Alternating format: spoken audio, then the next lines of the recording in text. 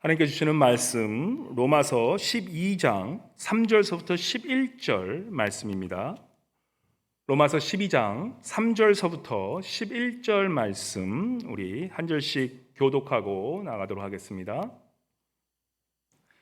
내게 주신 은혜로 말미암아 너희 각 사람에게 말하노니 마땅히 생각할 그 이상의 생각을 품지 말고 오직 하나님께서 각 사람에게 나누어 주신 믿음의 분량대로 지혜롭게 생각하라.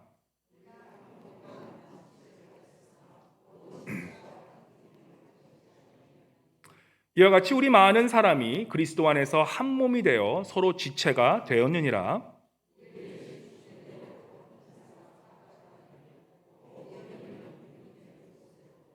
혹 섬기는 일이면 섬기는 일로, 혹 가르치는 자면 가르치는 일로,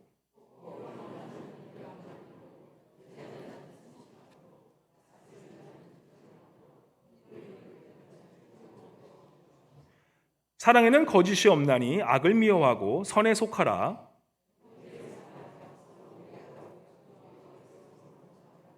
다 함께 부지런하여 게으르지 말고 열심을 품고 주를 섬기라. 아멘. 우리 임마누엘 성가대 나오셔서 주 앞에 옵니다. 찬양 주님께 올려드리도록 하겠습니다.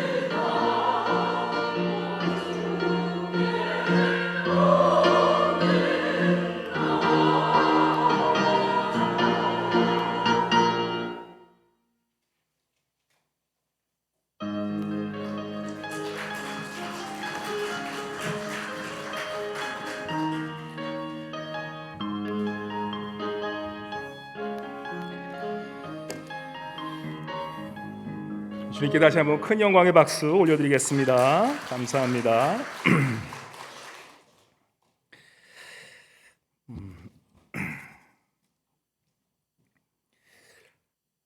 우리 옆에 분 인사 나누기 원합니다. 우리 인사 나눌 때 오늘은 특별하게 우리가 항상 또 잊어버렸을까봐 다시 한번 이렇게 인사했으면 좋겠습니다.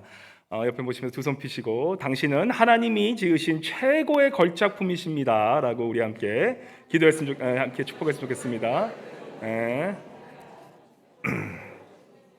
예, 우리 앞에 분에게도 한번 축복해 줄까요? 옆에 분은 뭐 남편 그럴 수 있으니까 앞에 분에게 우리 당신은 하나님이 지으신 최고의 걸작품이십니다. 예. 네, 감사합니다. 우리 계속해서 로마서 12장을 지금 넘어가지 못하고 있습니다. 왜냐하면 로마서 12장을 묵상하다 보면 너무나 주옥 같고 우리에게 정말 한 구절 한 구절이 너무나 그 생명이 되는 말씀이기 때문에 잘 넘어가지 못하고 있음을 좀 양해해 주시기 바랍니다. 우리 12장 2절의 말씀 우리가 계속해서 묵상하고 있는데, 너희는 이 세대를 본받지 말고 오직 마음을 새롭게 함으로 변화를 받아 하나님의 선하시고 기뻐하시고 온전한 뜻이 무엇인지 분별하도록 하라라고 그렇게 말씀합니다. 사실 이 말씀을 들으면 과연 하나님의 선하시고 또 기뻐하시고 또 온전한 뜻이 무엇인지 잘 우리가 딱 와닿지가 않습니다. 그래서 이 3절서부터는 어떻게 보면 이제 구체적으로 우리가 삶 속에서 과연 하나님의 온전하신 뜻이 무엇인지, 선하신 뜻이 무엇인지 분별하고 사는 것이 어떤 것인지 삶에서 구체적으로 적용할 수 있는 내용들이 계속해서 우리에게 전해주는 것입니다.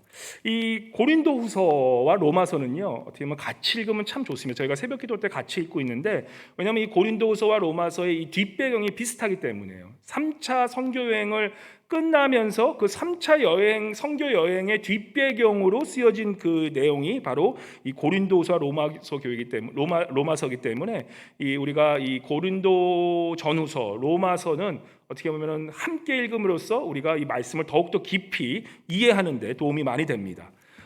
소아시아, 그러니까 소아시아 지금의 터키 서부 지역이죠. 소아시아 지금의 터키 서부 해안 지역의 에베소 사역을 이제 에베소서가 이제는 에베소 교회에서 만들어지는데, 에베소 사역을 마치고 나서 이제는 마게도니아, 이제는 그리스 북쪽을 그 당시에는 마게도니아 그랬습니다. 그 마게도니아 북쪽의 그 그리스 그곳을 이제는 거쳐서 이제는 아가야라고 하는, 그리스 남쪽을 아가야라고 하는데, 그 아가야 남쪽에 있는 그 고린도 교회를 가면서 쓰여지는 책들. 그러니까 지금 제가 이렇게 말씀을 드리면 도대체 목사님께서 무슨 말씀하시는지 전혀 이해가 안 가시는 분들은 수요 예배에 나오시면 이제는 이 지역이 어디 곳이나 나가면 이 바울 서신이 이해가 되기 시작해요. 그래서 혹시 좀 지역적으로 모르시는 분 있으면 수요 예배에 나오시면 많은 도움이 되실 겁니다. 그래서 지금 이 로마서는 이 마게도니아라는 그 빌립보에서, 이 빌립보에 머물면서 이 고린도 교회에 쓴 편지, 이 마게도니아에 있는 빌립보, 우리가 빌립보서 잘 알지 않습니까? 그 빌립보에서 지금 이 고린도 교회를 쓴 편지가, 그 서신이 바로 고린도 전후서가 됩니다. 이것이 바로 이 주후 56년에서 57년 정도에 이제는 성령의 감동으로 이 성경 말씀이 쓰여지게 되고, 그러고 앉아서 바로 얼마 몇 개월 안 돼서 이 로마서, 우리가 지금 계속해서 읽고 있는 이 로마서는 바로 그 사도 바울이 이제는 이 아가야 지역에 있는 고린도 교회에 도착해서 그 고린도, 그 문제 많았던 그 고린도 교회에서 3개월 정도 머물면서 로마 교회를 마음을 기도하면서 쓴 이 말씀이, 성령의 감동으로 쓴 말씀이 바로 로마서라는 거예요.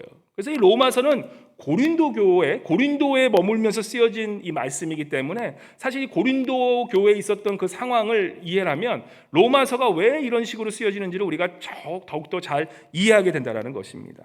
그 당시 고린도 교회 너무 문제가 많았었죠. 그죠? 고린도 전후서가 그렇게 우리의 마음의 심령을 건드리는 이유가 바로 우리의 있었던 그 상황과 너무나 비슷한 흡사한 상황이 바로 고린도 교회에 있었고, 바로 그 고린도 교회에서 이러한 로마서라는 성령의 감동으로 쓰여진 이 말씀이 탄생되기 때문에 바로 로마서 또한 우리에게 깊이 새겨지게 된다는 것입니다. 그 당시 그 고린도 교회, 사도 바울이 고린도 교회에 머물면서 썼던 그 로마서 책인데, 이 고린도 교회의 가장 큰 문제는 다른 것이 아니라 교회의 세속화였습니다. 교회 안에 세상 문명이 너무나 많이 침투해서 교회가 세상인지 세상이 교회인지, 그죠? 요즘 교회랑 비슷한 그런 생각 들지 않으십니까? 지금 우리 아이들이 대학을 가잖아요. 대학을 가면 필수로 우리가 제너럴 일렉티브라고 하죠. G 코스로 필수로 읽어야 하는 책들이 무슨 책입니까? 그 당시 지금 이 사도 바울이 있었던 이 헬라 문화, 이 그리스 문화, 그죠? 헬레니스트, 영어로는 헬레니스트, 헬라 문화. 이 헬라 문화 책들을 읽어야지만 고등학교를 졸업할 수가 있습니다. 그죠? 그 플라토의 철학이나 소크라테스 같은 그런 철학책들, 그죠? 그 당시에 나왔던 이런 뭐 민주주의, 데모크라시나 그런 책들, 이런 또한 거기에 플러스 로마 제국이라는 그 사상, 힘이 좌우하는 그런 사상 책들을, 그런 철학책들을 읽어야지만 아이들이 대학을 졸업할 수 있게 됩니다. 그것이 곧 세상의 가치인 것입니다. 그 힘을 우상시키고 제국주의를 우상시키고 또한 이 헬란 인본주의, 결국은 인본주의죠. 인본주의, 휴머니티를 근본으로 한 그런 교육을 받다 보면 결국은 뭡니까? 그 사회는 경쟁주의, 쾌락주의, 그죠? 엘리트주의, 그리고 성적인 타락이 있을 수밖에 없고 또 힘이 우선되기 때문에 힘이 없는 자는 약자가 됨으로써 생명을 중요시 생각하지 않는 그러한 사상들이 세상 곳곳에 나올 수밖에 없다는 것입니다. 그래서 우리 아이들이, 자녀들이 뭡니까? 대학을 그렇게 비싼, 요즘 대학 졸업하려고 그러면 뭐 3, 40만 불 든다 그럽니다. 집 한 채를 들여서 아이들이 세상 고등교육을 받고 나면 철저히 인본주의 문화에 빠져들 수밖에 없다는 것입니다. 그래서 우리 부모님들, 특별히 부모님들은 바쁘셔서 이런 생각을 할 수 있는 시간이 있는지 모르겠어요. 근데 우리 할아버지 할머니들이 하셔야 되는 게 뭐예요? 성경을 가르칠 수밖에 없다는 거예요. 왜냐하면 아이들이 그 비싼 돈 내고 결국 세상에 나가서 공부하다 보면 대학원, PhD 따다 보면 교회하고는 멀어질 수밖에 없어요. 왜냐? 철저한 인본주의를 중심으로 한 교육을 받기 때문에 하나님의 말씀은 우습게 생각하게 되는 것입니다. 우리가 이 하나님의 말씀, 신본주의, 디바인 교육을 받을 수 있는 것이 어디입니까? 교회밖에 없어요. 부모님밖에 없어요. 가정밖에 없다라는 것입니다. 아이들이 말씀을 읽어야 되는 이유가, 생각해 보십시오. 이 세상의 아이들이 하나님의 자녀라고 들어갔는데 하나님의 말씀은 모르고 하나님의 뜻이 모른 채 세상에 들어가서 세상 사람처럼 들어가니까 나는 그리스도입니다라고 얘기하는데 껍데기 그리스도인인 거예요. 도대체 뭐가 분별이고 뭐가 죄송하지만 진짜인지를 구별하지 못하고 아이들이 살아갈 수밖에 없게 된다는 것입니다. 이 세상은 무엇을 가르칩니까?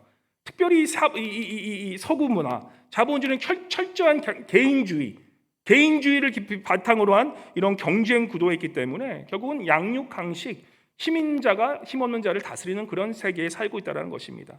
요즘 젊은이들 사이에 어떤 말이 나옵니까? 1등이 아니면, 그리고 우리 어리실 때 자랄 때는 1등, 2등, 3등 다 있었잖아요. 근데 요즘 젊은이 사이들은요, 1등 아니면 모든 나머지는 뭡니까? 다 꼴등이에요. 1등만이 살아남다고 철저한 교육을 받았기 때문에 2등, 3등은 그렇게 별로 의미가 없어요. 그죠? TV 프로그램 봐도 1등만 다 가져가잖아요. 결국 세상의 양육 강식의 그 철저한 그런 세상 가치관에 우리가 물들어간다는 것입니다. 얼마 전에 한국에서 베스트셀러 한 10년 된 것 같은데 이기는 습관이라는 책이 계속해서 나옵니다. 시리즈로 나오는 것 같아요. 이 이기는 습관의 그 내용은 뭐냐면 결국 삼성 경영진이 쓴 책인데 1등, 최고 1등만이 살아남기 때문에 남들보다 우선되지 못하고 남들보다 특출나지 못해서 1등하지 못하면 너희들은 다 도태돼서 이제는 이 세상에서 살아남지 못한다라는 그러한 이기는 습관, 1등하는 습관을 배우는 것이 중요하다. 우리가 그런 책을 보면서 우리 그리스도인들도 어떻게 합니까? 그렇지, 이기는 습관을 가져가야지 하면서 우리 그런 문화가 교회 안에 들어오게 된다는 것입니다. 또 그것이 당연하다고 생각을 하는 분들이 너무나 많아요. 고린도 교회 또한 똑같은 문제였습니다. 고린도 교회가 왜 문제가 생깁니까? 이러한 1등 문화, 엘리트 문화, 내가 1인자가 아니면 다른 사람은 다 꼴찌라는 그런 문화가 들어옵니다. 고린도서 3장 3절과 4절에 보면 이런 말씀이 나오죠. 너희는 아직도 육신에 속한 자로다. 너희 가운데 시기와 분쟁이 있으니 어찌 육신에 속하여 사람을 따라 행함이 아니리요. 어떤 이는 말하되 나는 바울에게라 하고 다른 이는 나는 아볼로에게라 하니 너희가 육의 사람이 아니리요. 지금 뭐 때문에 싸우는 겁니까? 나는 아볼로파, 나는 바울파, 나는 예수파 하면서 우리 파가 넘버원 1등이다라고 하는 거예요. 그죠? 여기서 육신에 속한 자로라는 그 뜻은 철저히 인본주의 교육을 받은 너희들이, 그죠? 너희가 육신에 속했다는 것은 하나님을 모르고 너희의 이 세상 가치관만 따라가면서 결국에는 너희가 지금 이 교회 안에서 하는 것이 무엇이냐? 나는 바울파요, 나는 예수파요 하는 그것이 결국은 내가 예수파가 되면서 내가 너보다 더 잘났다. 그거 서로 지금 자랑하고 있다는 그 모습을 보게 된다는 것입니다. 내가 너보다 더 우수하고 내가 너보다 더 나아서 1등이라는 그 1등 신앙인임을 자랑하고 싶어서 그 팔을 나누는 것을 보게 됩니다. 그러면서 시기 질투가 하늘을 찌르다 보니 고린도 교회가 어떤 일이 생깁니까?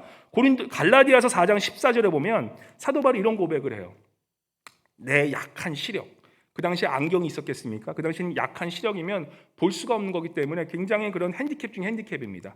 내 약한 시력이라고 얘기하면서 고린도서 12장 7절에 보면 내가 가진 이 육체의 가시, 사도 바울은 그 당시에 이런 간질병을 앓았고 이런 좀 이렇게 몸이 약했기 때문에 이런 좀 질환 같은 게, 간질 질환 같은 게 있었다고 얘기를 합니다.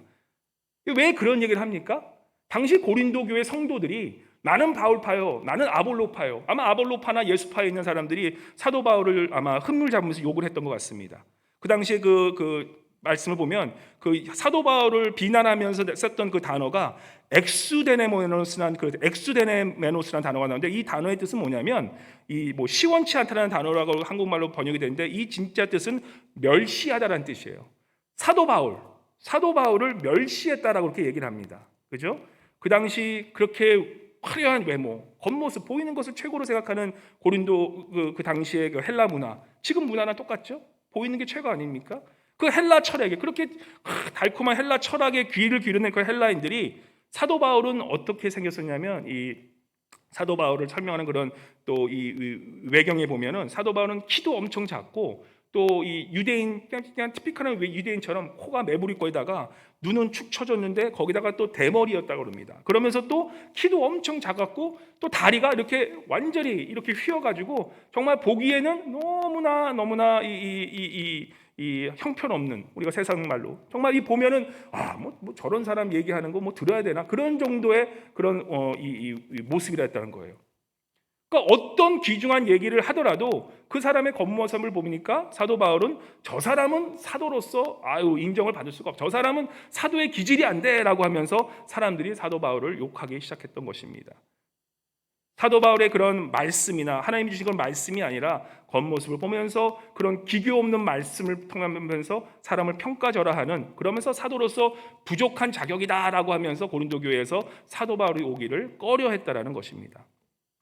지도자에 대한 평가, 우리가 사도 바울 이런 바울 서신 읽으면서 이런 말씀은 어떻게 쓸 수 있을까? 우린 도저히 이런 말씀이 물론 하나님의 주신 그런 감동의 말씀이고 성령의 말씀이지만 우리가 이 말씀을 읽으면서 사도 바울을 욕할 수 있습니까? 절대 없었죠. 근데 그 당시에는 사도 바울 그렇게 욕을 했다라는 거예요. 그런 식으로 깎아내렸다는 것입니다. 그러한 지금 고린도 교회의 성편 속에서, 그죠? 서로 지도자에 대한 지금 평가도 이렇게 막 서로를 시기질투하는데, 자기들끼리는 어떻겠습니까? 그럼 뭐 말 안 해도 알겠죠? 3절과 8절의 말씀이 바로 그러했던 고린도 성도들을 향해서 사도 바울이 하나님의 성령의 감동으로 이 말씀을 전해주는 것입니다. 그래서 우리가 3절서부터 8절 그러한 마음을 가졌던 그 고린도 교회, 특히 로마 교회에 있던 사람들에게 우리 한번 그 말씀을 다시 한번 생각하면서 3절과 8절 우리 한 절 한 절 다시 한번 읽어보도록 하겠습니다. 시작. 내게 주신 은혜로 말미암아 너희 각 사람에게 말하노니 마땅히 생각할 그 이상의 생각을 품지 말고 오직 하나님께서 각 사람에게 나누어 주신 믿음의 분량대로 지혜롭게 생각하라. 혹 위로하는 자면 위로하는 일로, 구제하는 자는 성실함으로.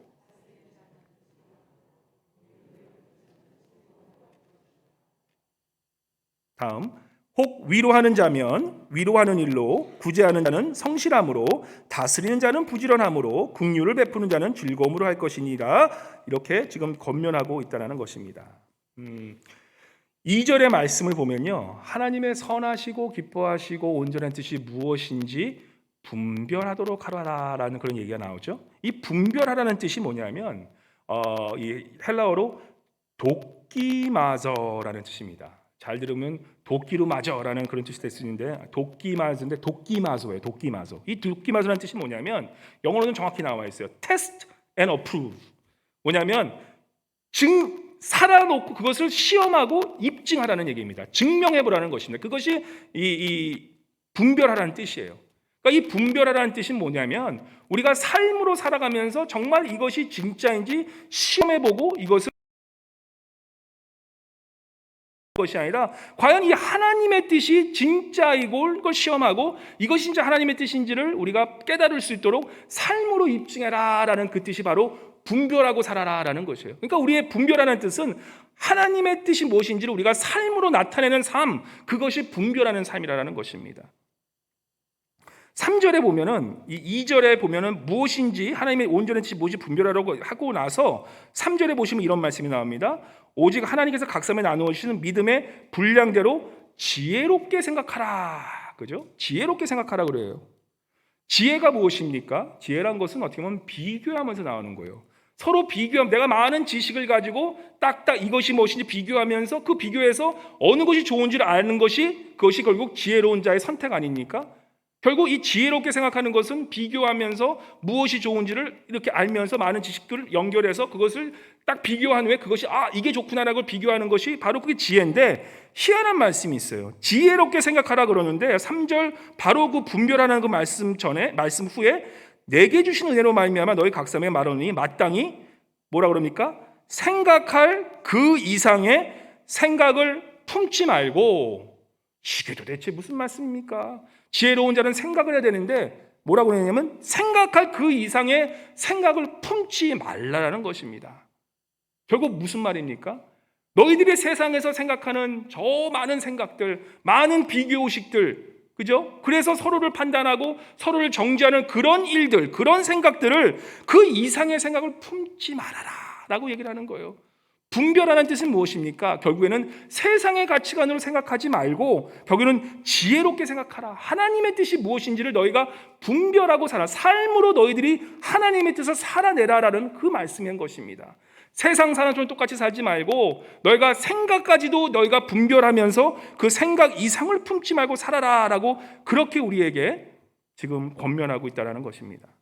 요즘 MZ세대들 많이 얘기하죠. MZ세대는 80년 이후서부터 지금 한 2000 요즘 10년 전에 태어난 아이들, 그 세대를 MZ세대입니다. MZ세대 그렇게 많지는 않아요.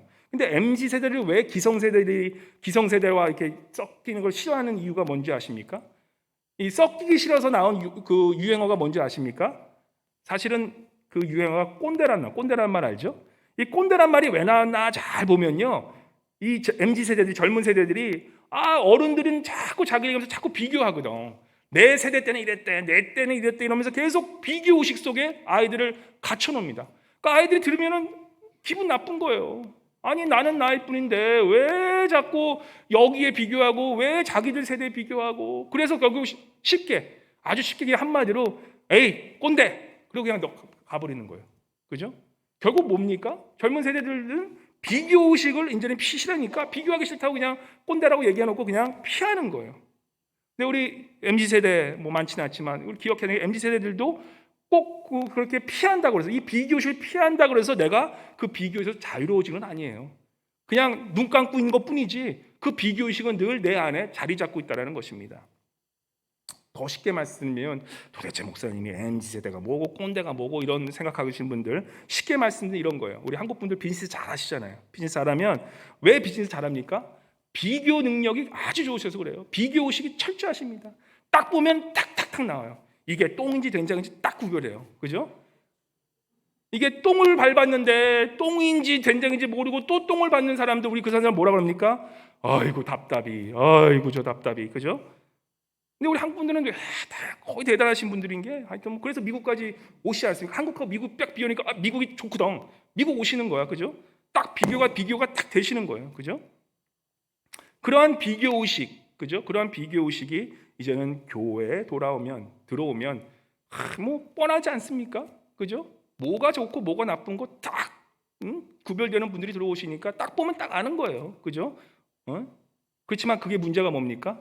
세상의 가치관, 세상에 더 이상 생각을 품지 말라는 그 생각의 세계, 그 세상의 가치관이 이 교회에 와서 비교하다 보니까 교회는 조용할 날이 없어지는 겁니다. 로렌스 형제라는 분 우리가 잘 알잖아요. 그분이 제일 잘했던 게 뭡니까? 청소와 설거지였다 그래요. 그 청소와 설거지하는 그 모습을 보기 위해서 그 교회에 늘 사람들이 밀려들었다고 합니다. 우리 로렌스 형제가 청소와 설거지하는 그 모습 한번 보려고. 로렌스 형제가 무엇입니까? 결국에는 자신이 가장 잘하는 자신에게 주신 그 사명대로 아마 제일 잘했던 게 청소하셨던 것 같아요. 그 모습을 계속 하나님께 드리듯이 하니까 사람들이 그 청소하고 설거지하는 모습 보면서 하나님의 임재를 느끼는 거예요.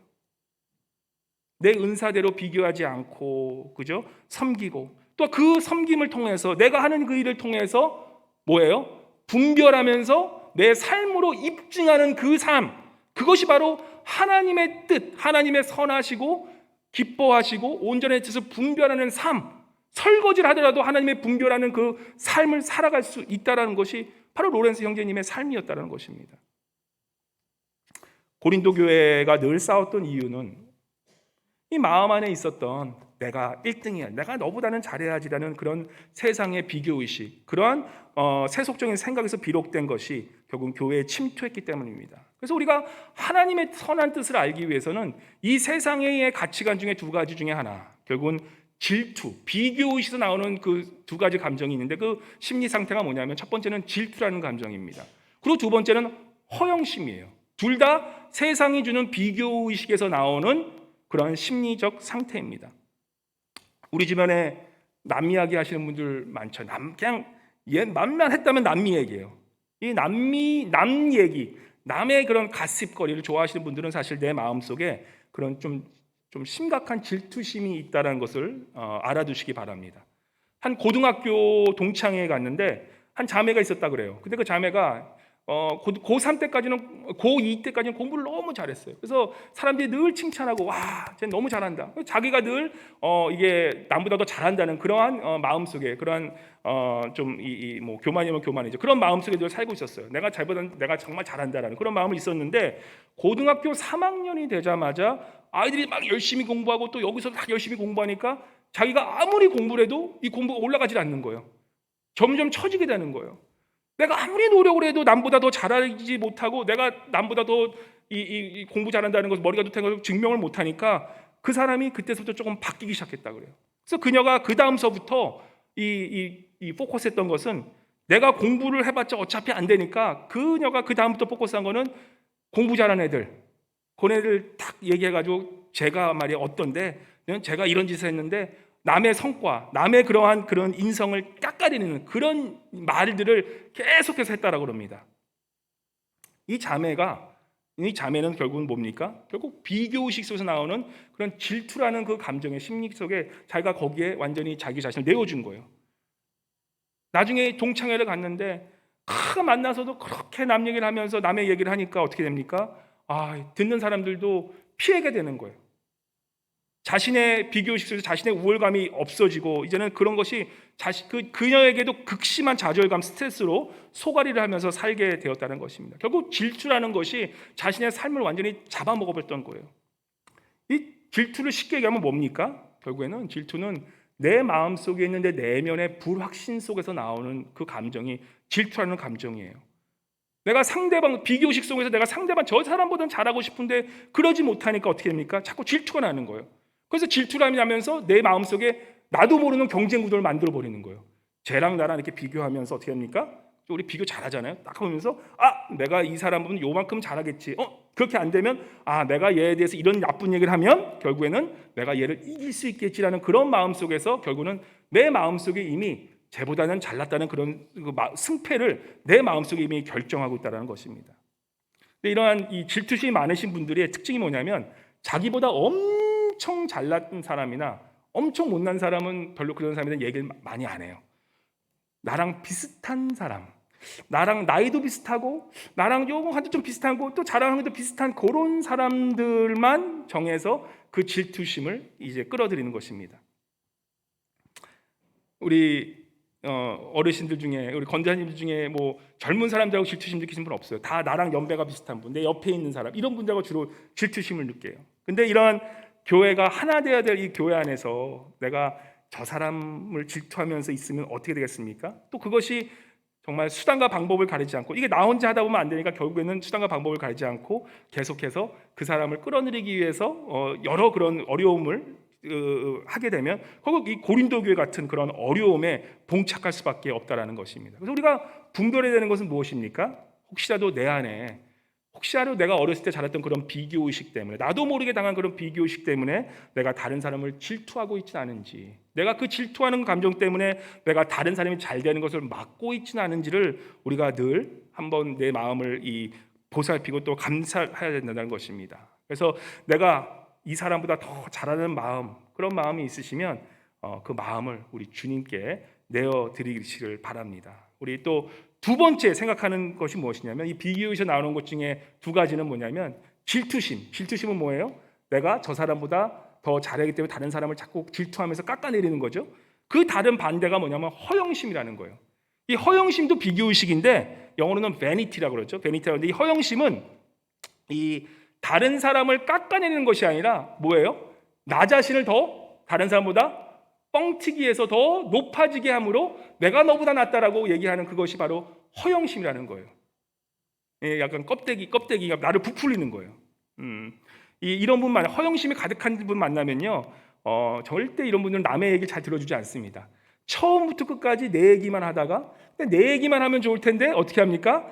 내 사촌의 사촌이 이런 사람인데라고 계속 얘기하시면서 결국에는 내가 이 사람의 가까운 사람이야라고 하면 내가 결국 이 사람처럼 돼 있는 거예요. 그런 허영심으로 계속 얘기하십니다. 요즘 같은 PR 시대에 이런 얘기하면 좀 어떠냐라고 할 수 있겠는데 자기를 조금 선전하는 건 그건 그렇게 나쁘다고 생각하지는 않아요, 그죠? 근데 우리가 믿는 삶이 늘 기억해야 되는 것은 우리의 자랑은 성경적으로 보면 우리의 자랑은 무엇입니까? 딱 세 가지예요. 우리의 자랑은 우리의 약함을 자랑하며 우리 예수 그리스도를 자랑하며 또한 뭘입니까? 우리 복음에 대해서 자랑하는 것. 이것이 우리 믿는 사람들이 자랑할 세 가지 덕목인데 다른 것들은 자랑하지 말라고 말씀 우리에게 가르친다는 것입니다. 실제로 한국에서 있었던 그런 허세에 대한 이야기입니다. 휴게소에서 일어났던 실제 사건이에요. 휴게소에서 이 설렁탕을 먹고 있는데 갑자기 어떤 아저씨가 계산하는 그 카운터에서 이렇게 얘기한 겁니다. 내가 누군지 알아? 이렇게 얘기하는 거예요. 그래서 계속해서 얘기하는 거예요. 내가 누군지 아냐고 계속 얘기합니다. 설렁탕집 그 주인에게 호통을 치면서 야, 너 내가 누군데 설렁탕 맛이 왜 이래? 왜 이런 거밖에 안 돼? 그래서 내가 누군지 아냐고 계속 그렇게 얘기를 하는 거예요. 그래서 설렁탕집 주인은 계속해서 죄송합니다 그렇게 얘기하고 있는데 사람들이 이제 속삭이는 거예요. 도대체 저 사람이 누군데 얼마나 높은 사람이라 저렇게 내가 누군지 그러지? 국회의원인가 아니면 재벌 아들인가 막 그렇게 생각했어요. 근데 그 와중에 또 계속 이 아저씨가 그러는 거예요. 내가 누군지 아냐고? 야, 이 설렁탕아, 내가 누군지 아냐고? 이게 이 소리 지르기가 막 최고조로 오를 때쯤에 그 아저씨가 딱 한마디 합니다. 내가 누군지 아냐고? 내가 말이야 입맛이 까다로운 사람이야. 딱 그렇게 얘기했다고 그럽니다. 내가 입맛이 겁나게 까다로운 사람이라고. 예. 들어도 또 재밌는 얘기입니다. 그죠? 전에 한번 말씀드렸는데 처음 들었다고 생각하시는 분들 너무 좋으십니다. 예. 아마 미국에서 이러면 아마 쫓겨나실 거예요. 이것도 진짜 얘기인데 저 그런 분도 봤어요. 이 한인의 행사였는데 한인의 행사 바쁘지 않습니까? 거기 관계자분들이 엄청 많은데 그 관계자분들이 정말 엄청 바쁘게 일하고 계신데 한 분이 막 화를 내시는 거예요. 정말 화를 내면서 아니 이 자리에 왜 내 이름 어디 갔어? 막 그렇게 말씀하시는 거예요. 그래서 왜 그러시나 너무 막 화가 나셨어. 진짜 화가 나셨어. 그래서 조금 피했는데 갑자기 막 그러시는 거예요. 내 자리 내 이름 어디 있어? 막 그렇게 말씀하시는 거예요. 그러면서 이분이 진짜 이러시더라고요. 내가 누군지 알아. 딱 그러세요. 그래서 그 관계자가 그냥 신경 나서 바쁘시니 그러고 있는데 그분이 내가 말이야. 내가 목사야. 딱 그러시더라고요. 제가 자기 이름이 있는데 자기 이름 끝에 목사를 안 써놓으셨다고 그렇게 막 화를 내시더라고요. 이제 깜짝 놀라. 저도 같은 목사니까 제가 그 자리를 슬그머니 피해서 도망갔습니다. 사실은 허영심이란 게 이런 거예요. 그죠? 내가 남보다 더 높아지기 위해서 내가 정말 남보다 더 잘나기 위해 보이는 행동, 이 비교의식에 사로잡힌 사람들은 정말 내가 남보다 더 잘나야 된다는 그 생각을 늘 가지고 있다는 거예요. 이 허영이라는 것은 그래서 왜곡된 자존심이라고 하기도 합니다. 내가 칭찬을 받아야 되고 비판을 극도로 싫어하고 자신의 이런 부족함을 지적받으면 그 시치미를 떼거나 급히 그 화제를 바꾸시는 분들, 이런 분들은 약간 내가 허영심에 아니면 허영심에 지금 힘들어하는 그런 분일 수 있습니다. 이 허영심을 잘 들여다보면 결국 그 안에 뭐가 있냐면 열등감, 낮은 자존감이 공존하는 것을 보게 됩니다. 우리가 허영심, 이런 질투심 다 조금씩은 갖고 있습니다. 그런데 이런 것들이 내가 고치려 해도 하루아침에 변하지가 않죠. 과연 어떻게 하면 우리가 이런 허영심이나 이런 질투심을 정말 믿는 사람이기에 좀 고쳐나갈 수 있나, 그죠? 그래서 말씀이 너희들은 이 세대를 본받지 말고 분별하면서 하루하루 너의 삶을 새롭게 삶으로 너희가 고쳐나가라고 얘기를 하는 겁니다. 3절 말씀처럼 이 3절에 뭐라 그럽니까? 은혜로 말미암아 너희 각사의 말하니 마땅히 생각을 그 이상의 생각을 품지 말고, 6절에 보시면 또 뭐라 그럽니까? 주님이 주신 은혜대로, 그죠? 그리고 6절에 보시면 믿음의 분수대로, 무슨 말씀입니까? 그 이상의 생각을 품지 말고 믿음의 분량대로 살고, 또한 은혜대로 살고 믿음의 분수대로 각각 너희에게 주신 그 은사를 가지고 살아라라고 하는 거예요. 분별하고 살아가는 것은 무엇입니까? 결국에는 비교하지 말고, 세상에서 지혜로운 자는 비교하면서 최선의 것을 선택하는 것이 비교하는 자라 지혜로운 자이지만, 이 하나님의 나라를 깨달은 자는 그 하나님보다 더, 하나님의 나라는 그 세상 법보다 더 높은 것이 있는데, 그것은 뭡니까? 너희가 너 자신이 누군지를 알고 그 자신대로 너의 분량만큼, 믿음의 분량만큼, 하나님이 주시는 은혜만큼 그만큼만 하고 살아라라고 그렇게 우리에게 당부하고 계시다는 것입니다. 비교하지 않는 삶, 이것이 하나님의 뜻을 분별하고 사는 삶이라는 거예요. 그러면서 5절에 이렇게 얘기하죠. 특별히 교회 안에서 일할 때는 누가 잘한다고 누가 못한다고 그렇게 얘기하지 말고 5절에 보면 이렇게 얘기하죠. 이와 같이 우리 많은 사람이 그리스도 안에서 한 몸이 되어 서로 지체가 되었느니라. 그죠?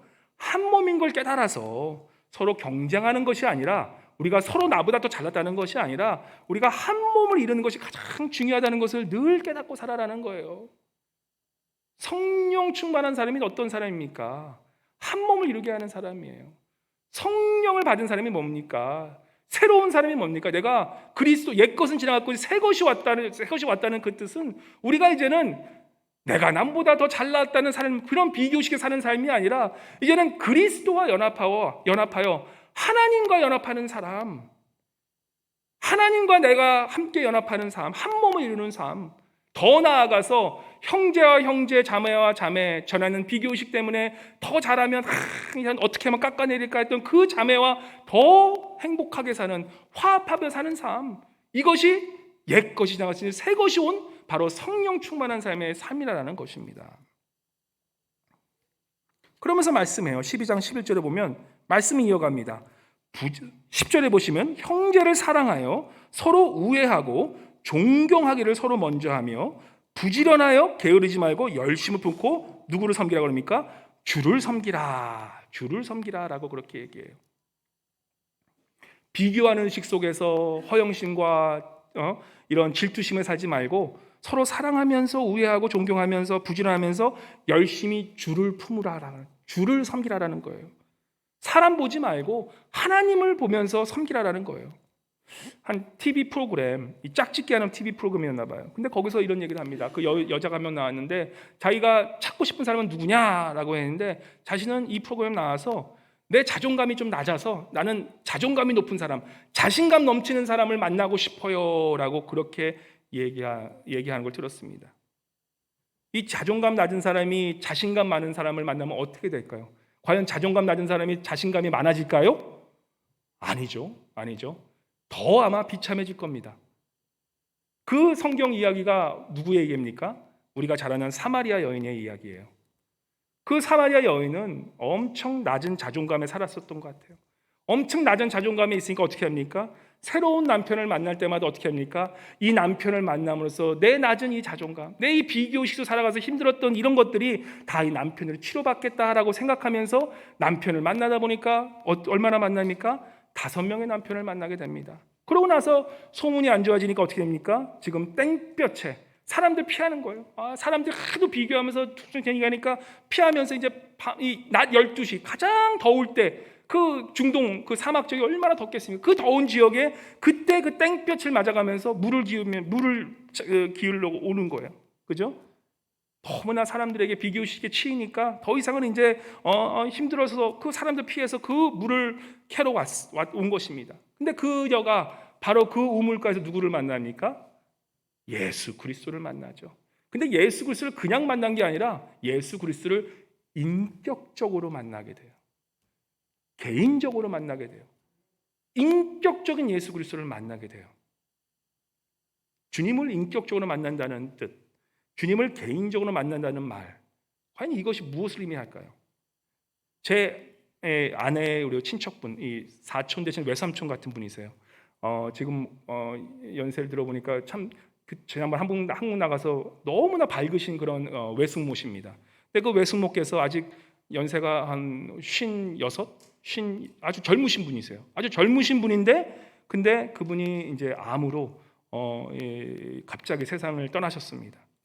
그 외삼촌께서 굉장히 무뚝뚝하신 분이셨어요. 그때 나갔을 때도 그냥 가만히 있고, 그 외숙모는 좋다고 막 하면 그냥 그 외삼촌은 그냥 턱하니 이러고 그냥 조용히 계셨던 그런 분이 이 유가족들 얘기를 들어보니까 그 외삼촌, 그렇게 말이 없던 그 외삼촌이 지금 며칠째 울음을 그치지 않고 그 슬픔에 잠겨서 그렇게 눈물을 흘리고 계시다라고 합니다. 아니, 저렇게 감정 표현을 평생 안 하고 산 사람이 어떻게 저렇게 눈물이 끊임없이 나올 거라고 그렇게 정말 의아해하면서 이 주변 사람들이 정말 마음을 같이 안타까워하는 거예요. 저렇게 저 아내를 사랑했구나, 저렇게 저 아내를 정말 마음속에 두고 있었구나라고 그런 걸 보면서 참 다들 마음이 아파했습니다. 말이 없으시고 또한 그렇게 감정 표현을 안 하심에도 불구하고 그 아내가 죽으니까 그 분이 외삼촌이 왜 그렇게 울으셨을까 생각해 보면 이런 생각이 드는 거예요. 그 누구도 그렇게 표현하지 않고 무뚝뚝한 그 외삼촌에게 친구가 뭐 많이 있었겠습니까? 단지 그 사람의 마음을, 그 남편의 마음을 알아줬던 그분은 바로 외숙모 한 분밖에 없었던 거예요. 그렇게 살아계셨을 때는 표현하지 못했지만 이제 그 외숙모가 없다는 생각을 하시니까, 그 아내가 없다고 생각하니까 그 남편이 그렇게 통곡을 하고 울었던 거예요. 나를 아는 사람은 이 사람밖에 없는데, 나의 마음을 진정으로 이해해 준 사람은 이 사람밖에 없었는데 이제 그 사람이 가버렸네 하면서 대성통곡을 하면서 그렇게 계속 지금까지 울고 계시다는 것입니다. 이 사마리아 여인, 남편 5을 만나고 그 누구에게 정말 내 마음을, 누군가는 나를 인격적으로 대해주겠지라고 그렇게 기다렸건만 아무도 그렇게 해주신 사람이 없기에 이제 6번째 남편을 찾아보는 그 와중에 이제는 요한복음 4장 16절에 예수님께서 이렇게 말씀합니다. 이르시되 가서 내 남편을 불러오라. 여자가 대답하여 이르시되 나는 남편이 없나이다. 예수께서 이르시되 내가 남편이 없다 하는 말이 옳도다. 너에게 남편 5이 있었고 지금 있는 자도 내 남편이 아니리 내 말이 참되도다. 주변 사람들에게 알리기도 싫고 이제는 주변 사람의 말이 무서워서 정말 피해 다니는 그 여인에게 예수 그리스도는 그 여인의 그 비밀을 얘기하면서 그 누구에도 밝히기 쉽지 않았던 그 자신의 치부 같은 그런 마음을 주님께서는 인격적으로 다가오신 겁니다. 그 여자를 정죄하기 위해서 그런 얘기를 하신 것이 아니라 내가 너의 그 마음을 안다. 내가 너의 그 마음을 다 이해한다. 그 삼촌께서 그 외숙모를 그렇게 보다보시고 우셨던 그 마음처럼 다른 사람은 몰라도 나는 너의 마음을 안다는 그 예수 그리스도를 그 여인이 만났을 때 그 여인은 이제는 더 이상 옛날 모습으로 살아가지 않았다는 것입니다. 자신이 누구인지 깨달은 거예요. 자신이 누구인지 모르기 때문에 그저 다른 사람의 말에 늘 좌우지우지되면서 내가 이 사람보다는 더 잘나야지, 그런 질투심으로 다른 사람을 깎아내려야지만 내 자신이 온전한 사람이고 느껴서 살았던 그 모습 속에서, 아니면 내가 다른 사람보다 더 잘나야지만 다른 사람이 나를 인정해준다고 생각하기에 그저 맨날 허영심에 그저 맨날 뻥만 치면서 그렇게 살아갔던 내 인생이, 그러한 그 여인의 인생이 바로 예수 그리스도라는 참된 생명 되시고 이 세상의 온전한 이 삶의 주인 되시는 정말 우리의 구원자 되시는 그 예수 그리스도를 인격적으로 만나니 그 마음속에 예수 그리스도라는 참 생명, 참 기쁨, 넘치는 생수의 강이 바로 그 여인의 마음에 자리 잡게 됐다는 것입니다. 우리가 이 비교의식에 살잖아요. 늪에 빠져드는 기분이에요. 항상 늘 세상 사람들, 옆에 사람들의 생각을 들으면서 늘 질투가 생각이 날 수밖에 없고 늘 허영심에 살 수밖에 없는 이런 어려운 삶을 살아가면서 우리의 이 영혼은 어떻게 됩니까? 이 늪으로 빠져가는 거예요. 나도 모르게 점점 더 그런 내가 싫어하는 그 모습이 되면서 그러면서 계속 그런 늪으로 빠져드는 그런 기분이 우리에게 있다는 것입니다. 그런데 바로 그러한 비교의식에서 어떻게 됩니까? 예수 그리스도를 만남으로 이제는 자유케 됐다는 것입니다. 이제는 더 이상 비교하지 않아도 하나님께서, 예수 그리스도께서, 그 귀한 예수 그리스도께서 여러분과 저를 위해 십자가에 돌아가 주시고 또한 부활하셔서 이제는 그 귀한 그 예수 그리스도의 생명을 우리에게 주심으로써 우리가 어떻게 됩니까? 이제는 하나님의 자녀로 거듭나게 하셨는데, 그죠? 하나님의 자녀가 됐는데 우리가 그 누구랑 비교하게 되겠습니까? 그 귀한 예수 그리스도라는 그분이 나를 위해 십자가에 돌아가시고 그 귀한 생명을 주신 그 삶이 나를 위한 것이라면, 그리고 내가 이제는 하나님의 자녀가 되었는데 옆에 분? 내가 감히 어떻게 옆에 분을 비교하겠어요? 하나님께서 나를 자녀라고 만들어주시고 하나님께서 나를 가장, 너는 내가 만든 최고의 걸작품이라고 만들어주셨는데 내가 어딜 와서 질투를 하고 어딜 와서 허영심을 가지고 살아갈 수 있겠다라는 것입니까? 사랑하는 성도님 여러분, 우리가 예수 그리스도를 인격적으로 만나지 못하면 우리는 세상 사람들처럼 똑같이 비교의식에 빠져서 남이 잘 되면 어떻게 합니까? 큰 배가 아파요. 그리고 내가 남보다 더 잘나기 위해서 없는 말도 다 지어내면서 얘기할 수밖에 없습니다. 그런데 내가 진정으로 예수 그리스도라는 분을 만나면 그 예수 그리스도라는 그분이 내 마음의 중심이 되시고 구원자 되시고 나의 삶의 주인이 되신다면, 그러므로 내가 이제 십자가에 죽고 그리스도가의 내 삶을 통해 사시는 그런 삶이 된다면, 그러한 분별 있는 삶을 살아간다면 어떻게 됩니까? 우리가 질투하는 대신에 옆에 분이 잘 됐어요? 그럼 어떻게 하겠습니까? 더 이상 깎아내리지 않겠죠? 아이고 좋다, 아이고 잘 됐다, 너무너무 잘 됐어, 함께 기뻐해 주는 것입니다. 또한 다른 사람이 조금 더 잘난 사람이 왔어, 내가 허영심을 가지고 다른 사람이 더 잘나게 얘기하겠습니까? 아니죠. 더욱더 겸손히 나 같은 죄인을 주님께서 살리시고 나 같은 죄인을 위해서 십자가를 죽으시고 나 같은 죄인을 하나님의 자녀로 부르셨는데 잘난 사람이 와서 어떻게 하겠습니까? 그렇죠, 나는 정말 겸손한 사람입니다, 그렇게 말할 수 있는 자, 바로 이것이 하나님의 선하시고 기뻐하시고 온전한 뜻을 분별하여 우리의 삶을 통해서 분별하여 사는 사람의 모습이라는 것입니다. 그래서 우리 옆에 분 한번 말씀 마치기 한번 보기 원해요. 우리 옆에 분, 나보다 더 예쁘신 분이 앉아 계실 수도 있어요. 그런 분을 보시면 내가 어떤 생각이 들겠습니까? 아이고 질투나네. 보통 같으면 좀 깎아내는데 아니죠? 옆에 분이 나보다 더 잘났어. 그럼 어떻게 하겠습니까? 이거 예쁘십니다. 하지만 나는 하나님의 귀한 자녀예요. 그죠? 당신도 하나님의 귀한 자녀예요. 질투심 없겠죠? 허영심 그런 거 없죠. 그죠? 내가 더 겸손해지기 위해서 나 같은 사람 주님께서 하셨는데 나같이 부족한 자, 그를 나를 하나님의 자녀로 부르셨는데, 그죠? 우리 옆에 분에게 이렇게 친정한 마음으로 축복했으면 좋겠습니다. 당신은 하나님의 귀한 자녀입니다라고 다시 한번 옆에 분에게 축복하시기 바랍니다. 아멘, 아멘, 아멘. 옆에 분을 축복하고 또 계속해서 우리가 매일 새롭게 살아야 한다는 뜻은 뭐예요? 이런 생각들이, 우리가 평생을 비교의식해주고 살았는데 항상 넘버원대라고 살았는데 이게 뭐 쉽게 변하겠습니까? 내 마음속에 질투심이 딱 생길 때 어떻게 됐습니까? 복음을 외우세요. 복음을 묵상하세요. 예수 그리스도, 하나님의 아들인 예수 그리스도께서 그 귀하신 몸이 나를 위해 십자가에 죽으셨는데, 그죠? 내가 누구를 질투하리요? 바로 그 예수 그리스도가 나 안에 있는데, 그 복음이 내 안에 있는데 내가 누구를 질투하고 살고 내가 무슨 허영심으로 살겠냐? 그저 겸손하게 살아도 부족한 이 삶인데, 늘 자신에게 이렇게 얘기하십시오. 나는 하나님의 귀한 자녀입니다. 이 한 주도 우리가 세상의 비교의식 속에서 이제는 예수 그리스도를 인격적으로 만남으로 이제는 진리가 우리를 자유케 한 것처럼 그러한 세상의 비교에서 자유케 하셔서 이제는 하나님의 자녀로 정말 다른 사람이 잘됨을 기뻐하고 다른 사람의 못됨을 진심으로 마음으로 정말 안타까워해주는 그런 귀한 하나님의 뜻을 분별하고 사시는 귀한 우리 하나님의 자녀들 되시기를 주님으로 간절히 축원합니다.